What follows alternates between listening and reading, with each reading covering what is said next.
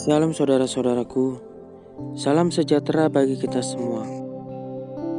Sebelum kita memasuki renungan hari ini, marilah kita sama-sama bersatu di dalam doa.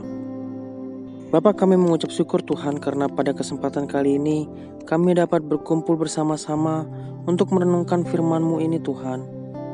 Pakaikanlah hamba-Mu ini selalu Tuhan, biarkanlah setiap kata kalimat yang terucap akan menjadi berkat bagi kami Tuhan. Kami percaya renungan ini akan selalu menguatkan hati kami yang selalu haus akan firman-Mu ini Tuhan. Terima kasih Tuhan, kami juga bersyukur karena sampai hari ini kami masih diberikan nafas hidup. Kami mohon penyertaan-Mu dan kuasa karunia Roh Kudus yang menyertai segala yang kami tempuh ini Tuhan. Kami mohon penyertaan-Mu dan kuasa karunia Roh Kudus yang menyertai segala langkah yang kami tempuh hari ini. Terima kasih Tuhan, kami akan memulai renungan-Mu hari ini. Haleluya. Amin. Mari kita sama-sama membuka Alkitab pada Injil Lukas 9 ayat 57. Ketika Yesus dan murid-muridnya melanjutkan perjalanan mereka, berkatalah seseorang di tengah jalan kepada Yesus, "Aku akan mengikut engkau kemana saja engkau pergi." Tema renungan hari ini, panggilan ikut Tuhan dan keberatan-keberatannya. Renungan hari ini tentang orang yang sangat semangat untuk ikut panggilan Tuhan. Tetapi dalam ikut Tuhan, setiap kali akan muncul berbagai keberatan yang akan menyimpangkan kita daripada panggilan tersebut. Disinilah akan terlihat di mana loyalitas kita ditempatkan. Sikap Tuhan terhadap orang ini merupakan suatu yang sungguh melemahkan semangat. Dalam Injil Yohanes 2 ayat 25, sebab Ia tahu apa yang ada dalam hati manusia. Kita mungkin dapat berkata, aku tidak dapat membayangkan mengapa Dia, Yesus, membuang kesempatan untuk memenangkan orang yang mengatakan mau ikut Tuhan itu. Bayangkan sikap yang sedemikian dingin kepadanya dan menjadikan dia hilang semangat. Jangan sekali-kali menyesali Tuhan. Kata-kata Tuhan menempelak dan melukai sampai tidak ada lagi yang tersisa untuk yang disakiti dan dilukai. Yesus Kristus sama sekali tidak bersikap lembut terhadap apapun yang akhirnya akan menghancurkan seseorang dalam pelayanannya kepada Allah.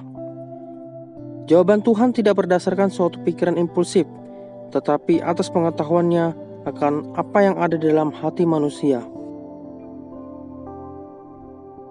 Jika Roh Allah menaruhkan dalam pikiran kita suatu firman Tuhan yang menempelak kita, dapat dipastikan bahwa ada sesuatu di dalam diri kita yang ingin dibongkarnya habis dari kita.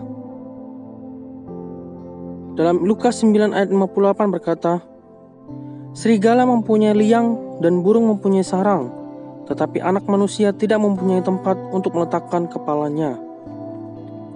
Kata-kata ini memupuskan keinginan melayani Yesus Kristus segala hal yang menyenangkan bagi kita. Dan kerasnya, persyaratan yang dituntutnya dari kita membuat tidak ada yang tersisa dalam hidup kita, kecuali Tuhan, diri kita, dan pengharapan yang pupus. Dia berkata bahwa kita harus membiarkan setiap orang lain datang atau pergi, dan bahwa kita harus dituntut semata-mata oleh hubungan kita dengan Dia. Dan Dia berkata, anak manusia tidak mempunyai tempat untuk meletakkan kepalanya. Dalam Lukas 9 ayat 59 berkata, ikutlah aku. Tetapi orang itu berkata, izinkanlah aku pergi dahulu menguburkan Bapakku. Orang ini tidak mau mengecewakan Yesus, tetapi juga enggan menunjukkan sikap kurang hormat terhadap ayahnya. Seringkali kita mendahulukan kesetiaan kita kepada kerabat di atas kesetiaan kita kepada Yesus Kristus, memaksa Dia mengambil tempat terakhir. Bila ada konflik dalam kesetiaan kita, patuhilah selalu Yesus Kristus apapun resikonya. Pada Injil Lukas 9 ayat 61 berkata, aku akan mengikut engkau Tuhan, tetapi izinkanlah aku pamitan dahulu dengan keluargaku. Orang yang berkata, aku akan mengikut engkau, Tuhan, ialah orang yang sangat semangat untuk pergi tetapi tidak pernah pergi. Orang ini mempunyai 1-2 syarat atau keberatan untuk pergi. Panggilan Yesus yang sesungguhnya tidak ada tempat bagi ucapan selamat tinggal, karena hal itu dapat mengalihkan kita dari panggilan itu. Begitu panggilan Allah datang kepada kita, mulailah berangkat dan jangan berhenti. Haleluya. Mari kita berdoa. Bapa, terima kasih atas renungan-Mu hari ini. Kami sudah diberkati Tuhan oleh firman-Mu. Maka selalu hamba-Mu untuk menyampaikan kabar baik setiap harinya. Berkati kami yang sudah meluangkan waktu untuk mendengarkan firman-Mu Tuhan. Kami percaya renungan ini akan menguatkan hati kami yang selalu haus akan firman-Mu Tuhan.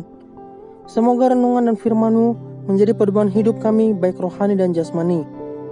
Berkati kami dalam aktivitas hari ini Tuhan. Kami percaya kami selalu dilindungi oleh-Mu Tuhan. Terima kasih Tuhan. Di dalam nama Tuhan Yesus kami sudah berdoa. Haleluya. Amin. Terima kasih yang sudah mengikuti renungan hari ini. Sampai jumpa di renungan berikutnya. God bless you.